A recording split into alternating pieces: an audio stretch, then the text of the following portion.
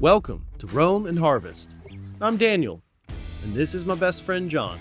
Our passion is the pursuit of wild game, connecting with the land and the bounty it offers.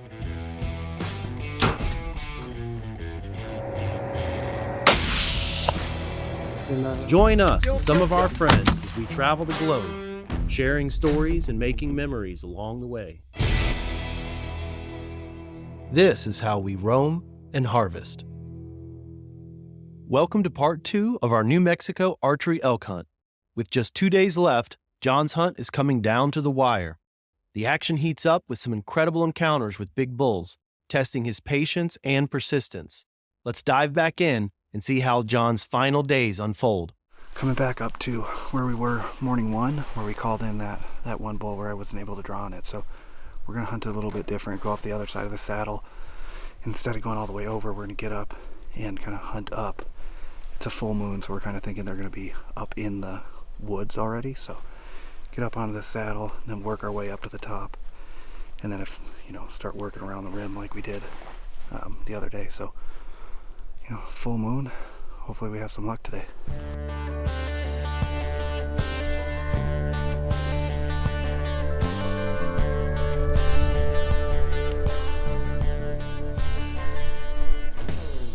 Early in the morning, we were able to get an elk working. Unfortunately, it was only a small spike, who came into about 50 yards, but he didn't bring his big brother with him.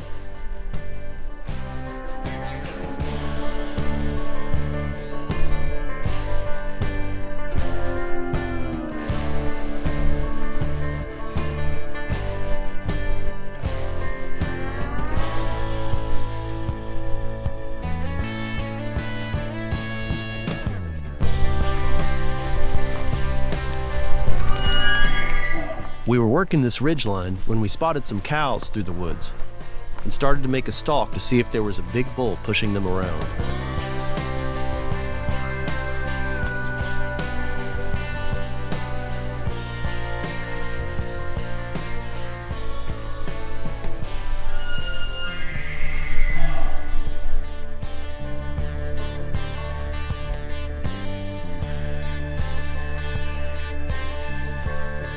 This big guy was 100 yards up the ridge, so we started with some intense calling. He was responsive, but would not leave his cows. After seeing that he wasn't coming to us, John decides to make a play to close the distance. 6x6 screaming, snuck into about 50 yards, and wind shifted, blew to them. The cows kind of picked their heads up and then just walked off. So did a big loop around the drainage. Heard them calling up here, so snuck up the mountain, dropped our pack, started sneaking in there, and there was 3 cows standing there that busted us before we saw them. So they all took off, and I never saw the bull leap, but I'm sure he's gone with them. So that's that. John made a great stalk on this really nice bull, while our guide stayed about 100 yards behind doing the calling. We managed about 90% of the stalk, but we needed this bull to commit to another 10 or 20 yards. Unfortunately, he had a group of cows with him that he wasn't willing to separate with. In the end, we bumped the cows, which spooked the entire group, and John never got the shot. After some long, hard stalks, we decided to switch it up a bit and sit over a mud wallow.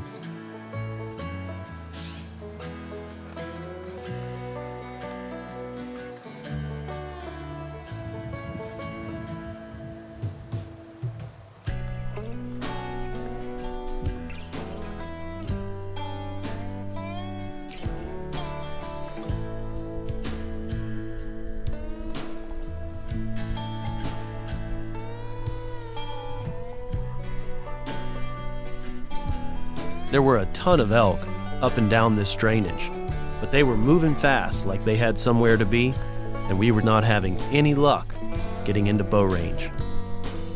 We built a natural blind around this mud hole, and the bulls had been using this spot to wallow in the mud during the unusually hot days.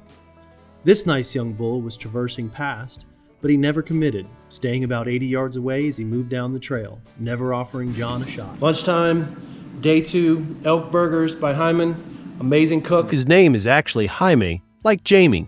I'm just an idiot. Sorry, Jaime.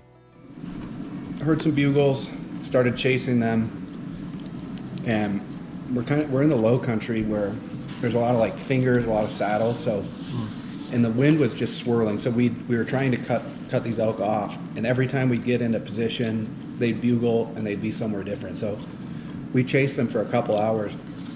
Finally got in between what we thought were two elk, kind of calling back to each other up on top of this hill. Got in between them. Justin was back 50 yards. Daniel and I snuck up. We're sitting there.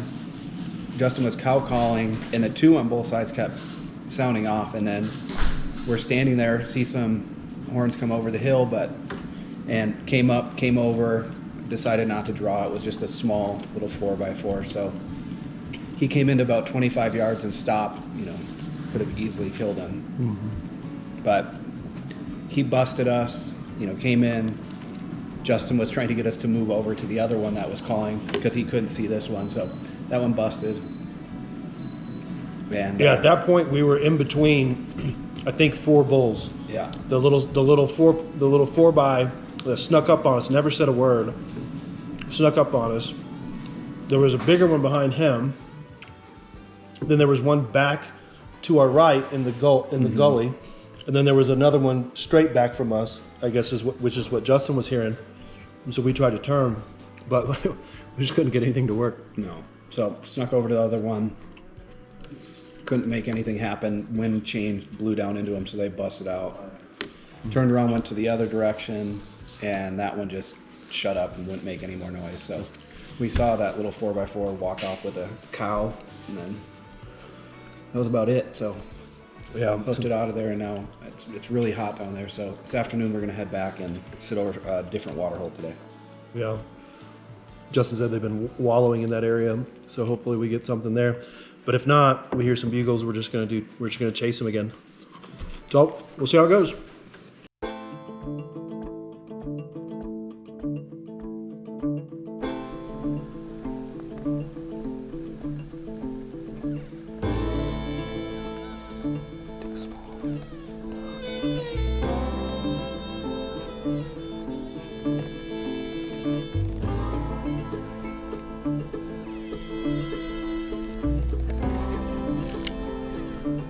This young 5x5 never made a sound. He snuck right up over this ridgeline as we were smack in the middle of 3 different bulls bugling their heads off. And this little guy decided to come check us out.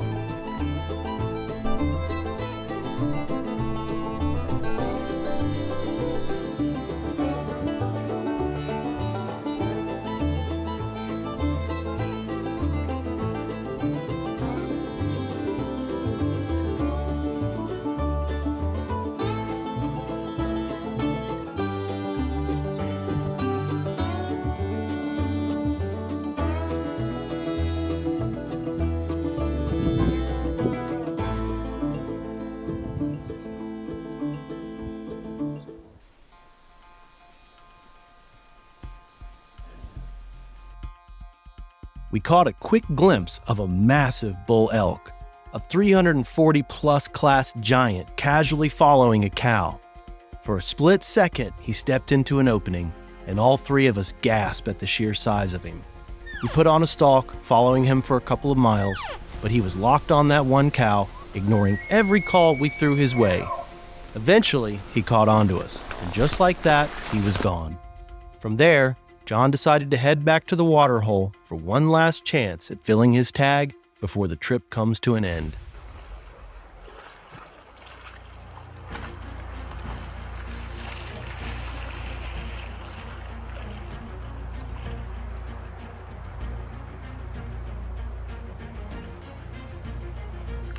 John and Justin were working this watering hole when they heard a nice bull off to the right. He decided to work his way down with 2 cows just as the sun was setting.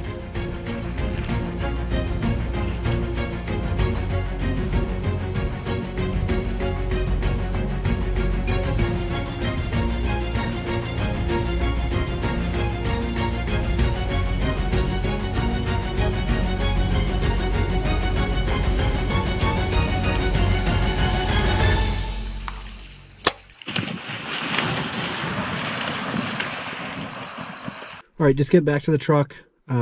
We had 2 cows come in at 5:30 and then nothing. And then about 10 minutes before sundown, 3 cows came into the water and a bull was bugling. And then we could hear him working up in the woods, and they were out in there for, what did you say, 4 minutes? Yeah, he was in there for about 4 or 5 minutes before he finally came out. The cows had been at the water, were in the water already at that point. Yeah. So he finally came out, stood, 20 yards from us, looking at us, walked down, walked into the water just a little ways. Justin had to have the camera like sticking out of the blind so he couldn't see very well. And I was able to range him at 34. I drew back. A cow walked in front of him, so I was just standing there waiting. And then it was dark enough where I was trying to find him, had to open both eyes, found him, kind of got back onto him, released, hit him, or I think I hit him.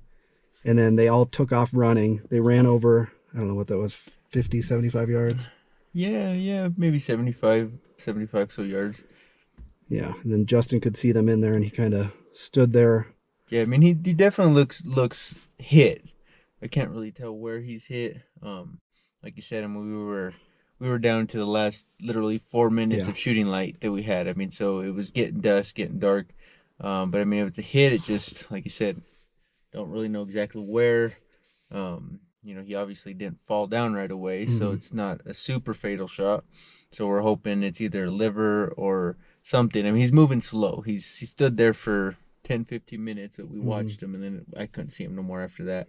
And it looks like he walked a little bit, and then I lost him in the tree. So the cows took off already, so he's, so obviously couldn't keep up with the cows. Yeah. So let's just cross fingers and hope. We backed out quietly. Yeah. That's the best thing we could do. There's no reason in sitting there and pushing a bull in the dark that we don't know where he's at.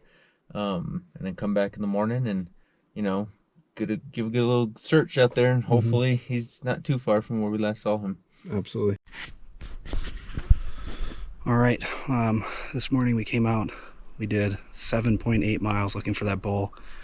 Arrow was stuck in the water, and it had blood on the fletching. We followed blood for about 150 yards and just never picked up after that. So we searched, a couple miles up the canyon, both sides of it. Couldn't find anything. There's still 2 other bulls sitting in there. So I think it was it was so dark. I followed the head down.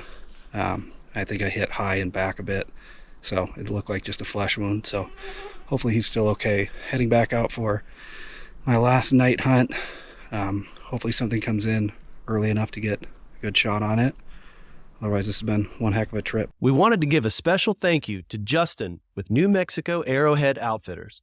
Unfortunately, this hunt did not result in a harvest, but with great accommodations, world-class guiding and calling, accompanied with multiple close calls, we highly recommend Justin with New Mexico Arrowhead Outfitters. Be sure to check him out. You can find his link in the description below.